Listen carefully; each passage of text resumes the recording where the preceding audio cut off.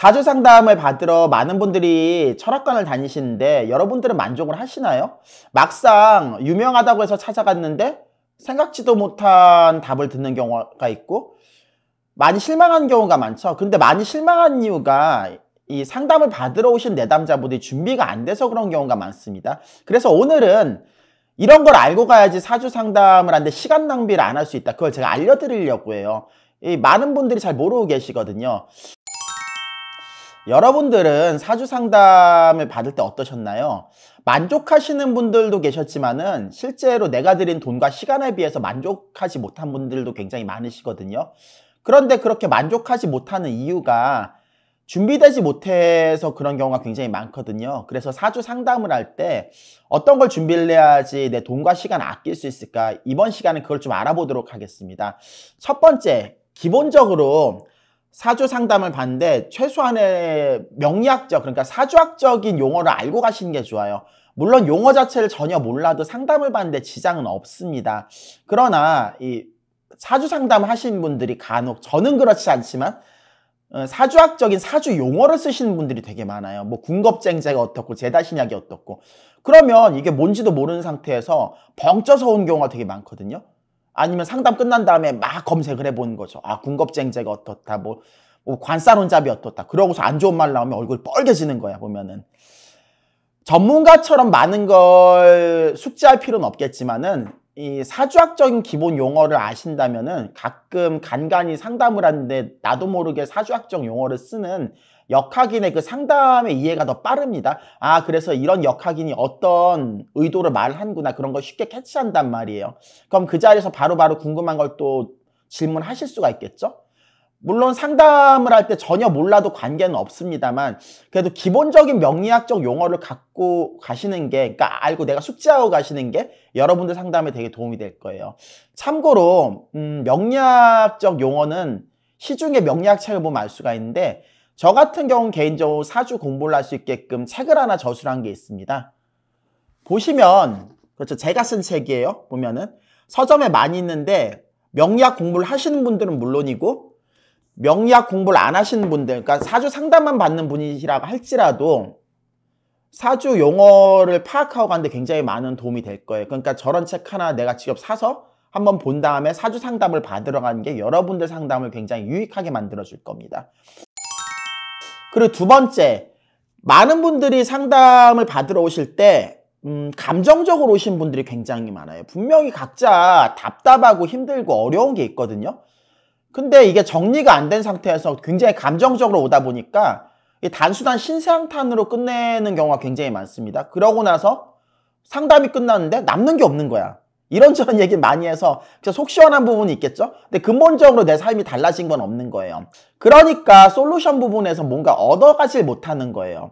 그런 걸 방지하시려면은 사주 상담을 하실 때 예약을 하신 후 막상 방문하기 전에 내가 뭔가 답답하고 부족한 거를 여기 한번 직접 적어보는 거예요. 길게 쓸 필요가 없습니다. 핵심적인 거, 내가 질문하고 싶은 거, 알고 싶은 거, 답답한 거를 직접 내가 글씨로 써보면은 그게 구체화가 돼요.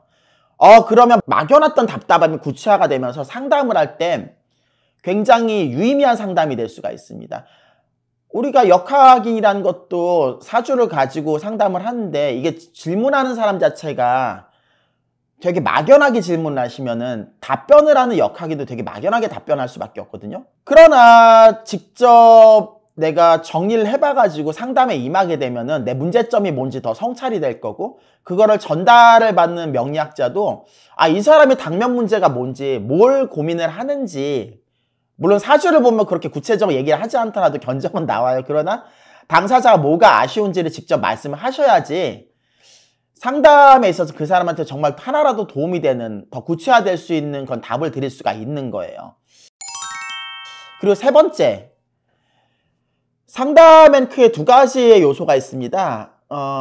첫 번째는 솔루션을 얻고자 하는 상담이 있고, 두 번째는 위로를 받기 위해서 오는 상담이 있어요. 물론 둘 다 중요해요. 중요한데 솔루션을 받고 싶으시면 낮에 오시는 게 좋고요. 위로를 받고 싶으면 저녁에 오시는 거를 권장드려요. 사람이라는 건 자연의 일부분이다 보니까 시간대에 따라서 감정의 변화도 커집니다. 개인의 차이는 있지만 사람들은 낮 시간대에 이성적으로 변해요. 그러니까 상담을 하는 상담자든 상담을 듣는 내담자든 낮 시간대에 오셔야지 당면 문제에 진솔한 솔루션을 들을 수가 있는 거예요. 그러나 저녁 때는 사람들이 감정적으로 변한단 말이에요. 우리 이런 경험들이 있죠. 밤에 열심히 연애 편지를 썼는데 아침에 보니까 그 글이 굉장히 우습게 느껴졌던 경우. 밤엔 누구나 감정적으로 변하기 때문에 그런 거예요. 그렇게 되면 사람들이 상담을 받을 때 위로를 받고 싶다. 이럴 땐 저녁 때 오시는 게 좋거든요. 위로라는 건 그 사람의 이성과 논리로 해주는 게 아니다 보니까. 그리고 네 번째, 상담을 하는데 개인 상담에 있어서 시간이 정해져 있거든요. 사람마다 다르긴 한데 이게 무한정 상담을 하는 게 아니에요. 근데 어떤 분들은 그런 게 있습니다. 상담 시간 정해져 있는데 질문을 할 거, 내가 알고 싶은 거, 그런 것들을 필요 이상으로 막 많이 가져오는 거예요. 예를 들어 30분 상담을 하는데 어떤 사람은 뭐 10개의 질문을 가져오고 어떤 사람은 3개의 질문을 가져온단 말이에요. 그러면 우리가 산술적으로 생각했을 때 질문이 10개인 사람은 질문당 많이 시간을 할애해봤자 30분밖에 할애를 할 수가 없는 거예요. 그러면 상담의 질이 굉장히 떨어지게 됩니다. 물론 가능은 해요. 그렇게도 상담은 가능은 한데 우리가 상담이라는 건 양적으로만 많이 한다고 좋은 상담은 아니거든요. 당면 문제가 하나일지라도 거기에 대해서 심도 있게 말이 오고 가는 게 그 사람한테 정말 도움이 되는 상담입니다. 물론 꼭 하나만 질문하라는 법은 없어요. 근데 예를 들어서 뭐 10개, 15개. 그건 사실 그렇게 질문을 하신 분들이 그게 굉장히 중요한 문제라서 질문을 한 게 아니라 내가 돈을 내고 상담을 하니까 어떻게든 하나라도 더 알아가자. 물론 하나라도 더 말씀을 드려줄 수가 있겠죠. 그런데 시간은 정해져 있다는 거예요. 예를 들어 뭐 30분 상담에 15개의 질문을 한다. 그러면 질문 하나당 많이 써봤자 2분 이상을 쓸 수가 없는 거예요. 근데 상담에 하는데 30분에 예를 들어서 3가지 질문을 한다. 그러면 질문 하나당 10분씩 할애를 할 수가 있는 거예요. 그러니까 여러분들 상담을 하실 때는 상담의 양보다는 상담의 질에 치중하셔야 여러분들 인생에 변화가 있습니다. 그냥 막연하게 상담을 한다고 질문의 양만 많이 늘려갖고 온 게 여러분들의 그 삶에 도움이 되는 게 아니에요. 그리고 5번째, 사주 상담을 받으러 가시는데 너무 웨이팅이 많은 곳은 피하시는 게 좋습니다. 보통 웨이팅이 밀려있는 곳은 다 이유가 있는 거거든요. 그 사람이 사주를 잘 본다? 아니면 유명세를 타고 있다. 아니면 그 사람 사주를 봐주는 사람의 운이 좋아가지고 그렇게 내담자가 몰릴 수도 있겠죠? 근데 어떠한 이유에서든 사주 상담을 하는데 막 웨이팅을 오래 기다려야 된다. 그런 분들한테 받는 건 사실 추천을 드리지가 않습니다. 이게 무슨 말이냐면요. 웨이팅이 많다는 건 그만큼 그 사람을 많이 찾는다는 거죠. 여기까지 들으면 왜 그런 사람들을 피하라고 할까 좀 의아하게 생각하시는 부분도 있을 겁니다. 그런데 사람이라는 거는 쓰는 시간하고 쓰는 기력이 정해져 있는 거예요. 예를 들어서 웨이팅이 많다는 건 매일매일 만나서 상담하는 사람들이 많다는 의미거든요. 게다가 그분이 강일 나신 분이라면 더더욱 시간이 더 없을 거예요. 그 말은 무슨 말이냐. 막상 내 차례가 돼서 상담을 하다 보면은 개인 상담에 충실하지 못하는 경우가 굉장히 많습니다. 이런 원리하고 똑같은 거예요. 막 예를 들면 이런 겁니다. 그 식당에 가서도요. 맛집이라고 소문이 난 데가 찾아갔는데 맛집이라고 소문이 나가지고 근데 손님이 너무 많아요. 많다 보니까 주방 입장에서는 손님 하나하나 최선을 다해서 서비스해 주기가 어려운 거예요. 그러니까 내 차례가 돼서는 막상 음식이 뭐 덜 익어서 나왔다든지 아니면 맛이 좀 달라져서 나왔다든지 확실히 사람을 정해놓고 상담을 하시는 분들에 비하면은 상담의 질이 좋기가 어렵거든요. 상대적으로 상담의 질이 떨어지기가 쉽습니다. 그러니까 웨이팅이 지나치게 긴 경우 뭐 한 달 이후에야 만날 수 있다. 뭐 2달 이후에야 만날 수 있다. 사람이 꽉꽉 차 있다.